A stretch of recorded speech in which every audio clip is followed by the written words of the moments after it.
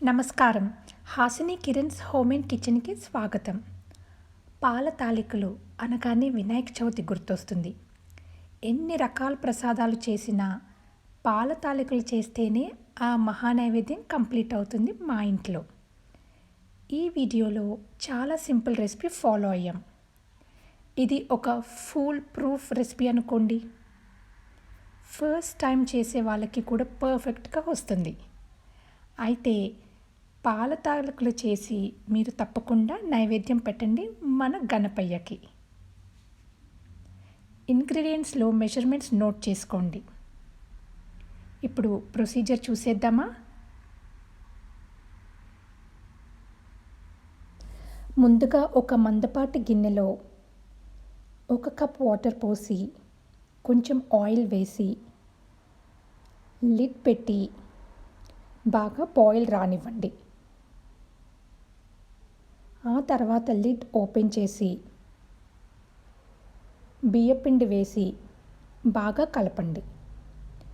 ఇక్కడ లంప్స్ లేకుండా బాగా కలిపి ఇంకొక 5 మినిట్స్ మళ్ళీ లిడ్ క్లోజ్ చేసి కాసేపు మగ్గపెట్టి స్టవ్ ఆఫ్ చేయండి. మీకు అవకాశం ఉంటే బియ్యం ఒక 3 అవర్స్ నానబెట్టి గ్రైండ్ చేసి జల్లించి ఆ పిండిని కూడా వాడచ్చు. తాలికలు కూడా స్వీట్గా ఉండాలి అనుకుంటే మీరు 1 టేబుల్ స్పూన్ షుగర్ని పిండిలో యాడ్ చేసుకోవచ్చు. మీకు మరపట్టించే ఛాన్స్ లేకపోతే రెడీమేడ్ ప్యాకేజ్ రైస్ ఫ్లవర్ని వాడుకోవచ్చు. నేను రెడీమేడ్ పిండినే వాడాను. అయితే ఏ పిండి వాడినా తాలికలు బాగానే వస్తాయి. ఈలోపు ఒక చిన్న ప్యాన్లో నెయ్యి వేడి చేసి అందులో ముందుగా రెజిన్స్, కిస్మిస్ గోల్డెన్ బ్రౌన్ వచ్చే వరకు ఫ్రై చేయండి. ఆ తర్వాత జీడిపప్పుని ఫ్రై చేసి పక్కన పెట్టుకోండి. ఎండు కొబ్బరిని చిన్న ముక్కలు చేసి ఫ్రై చేసి యాడ్ చేసినా బాగుంటుంది. అది మీ చాయిస్. ఈ పిండిని వేరే బౌల్లో వేసి చల్లారనివ్వండి. ఒక 2 మినిట్స్ మళ్ళీ పిండిని బాగా మర్దన చేసి చిన్న బౌల్స్లా చేసి పెట్టుకోండి. ఇప్పుడు తాలికలు చేద్దాం. చేతికి నెయ్యి రాసుకుని ఒక చాపింగ్ బోర్డ్ మీద కానీ ఏదైనా ఫ్లాట్ సర్ఫేస్ మీద కానీ చిన్న బౌల్స్ని తీసుకుని రోల్ చేసి తాలికలను చేసుకోవచ్చు. తాలికల్ని ఫ్లాట్ సర్ఫేస్ మీద రోల్ చేసినప్పుడు కొంచెం ప్రెషర్ ఇచ్చి చేసుకుంటే క్రాక్స్ అనేవి రాకుండా పర్ఫెక్ట్గా వస్తాయి. అయితే ఫ్లాట్ సర్ఫేస్ అలవాటు లేని వాళ్ళు 2 చేతుల మధ్యలో ప్రెస్ చేస్తూ కూడా తాలికలు అనేవి చేసుకోవచ్చు. ఇప్పుడు నేను చూపించిన విధంగా ఒక స్మాల్ బాల్లా తీసుకుని 2 అరచేతుల మధ్యన కొంచెం ప్రెషర్ ఇస్తూ గట్టిగా రోల్ చేసుకోవాలి పాల తాలికలన్నీ. ఈ ప్రొసీజర్ కొంచెం ఓపికగా చేసుకోవాల్సి వస్తుంది. ఇట్లా తాలికలన్నీ కూడా క్రాక్స్ లేకుండా నీట్గా రోల్ చేసుకోండి. చూశారు కదా ఎంత పర్ఫెక్ట్గా వచ్చినాయో. తాలికలన్నీ కూడా ఇట్లా రెడీ చేసి పెట్టుకోండి.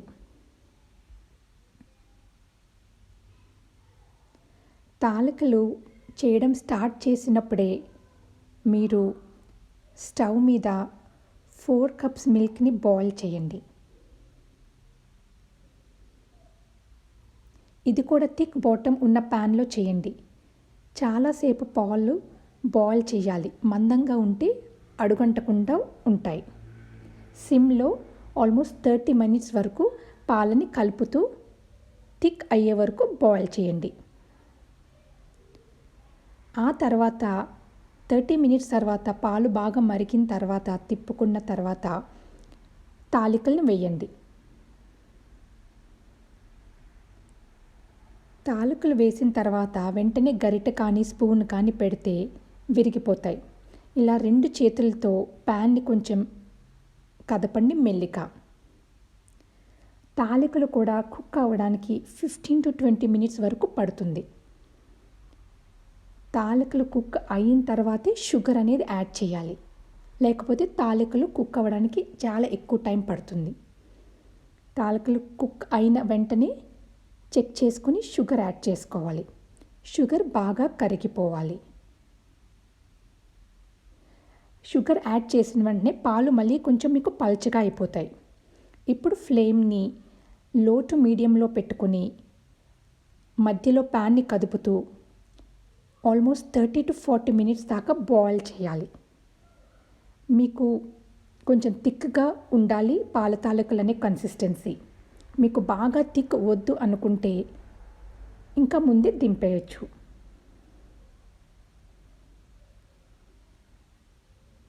కానీ కింద బర్న్ అవ్వకుండా జాగ్రత్తగా కలుపుకుంటూ ఉండండి. ఈ కన్సిస్టెన్సీ వచ్చాక స్టవ్ ఆఫ్ చేసేసుకోవాలి. మీకు కొంచెం ఒక ఎల్లోయిష్ షేడ్లో కనిపిస్తవి పాలు అండ్ తాలికలు వేసిన తర్వాత బాగా మరిగిన తర్వాత. సో ఆ స్టేజ్లో స్టవ్ ఆఫ్ చేసేసుకోవచ్చు. ఆ తర్వాత ఇలాచీ పౌడర్ అండ్ ముందుగా ఫ్రై చేసుకున్న రేజిన్స్ అండ్ క్యాష్యూ నట్స్ అంటే కిస్మిస్ అండ్ జీడిపప్పు వేసుకుని బాగా మిక్స్ చేయండి. అన్నీ వేసి వేడివేడిగా స్వామికి నైవేద్యం పెట్టండి. గణేష పంచరత్న నుంచి ఒక చిన్న ఆలాపనతో ఈ వీడియోని ముగిద్దాం. Hasini Kiran's home and kitchen తరపున మీ అందరికీ వినాయక చవితి శుభాకాంక్షలు. నితాంత కాంత దంత కాంతిమంత కాంతకాత్మజం అచింత్య రూపమంతహీనాంతరాయ కృంతనం నితాంత కాంత దంత కాంతిమంత కాంతకాత్మజం అచింత్య రూపమంతహీన అంతరాయ కృంతనం హృదందరే నిరంతరం వసంతమేవ యోగినాం తమేకదంతమేవ తం విచింతయామి సంతతం హృదందరే నిరంతరం వసంతమేవ యోగినాం తమేకదంతమేవ తం విచింతయామి సంతతం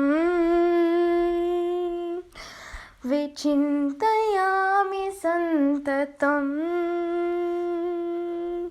విచింతయామి సంతతం.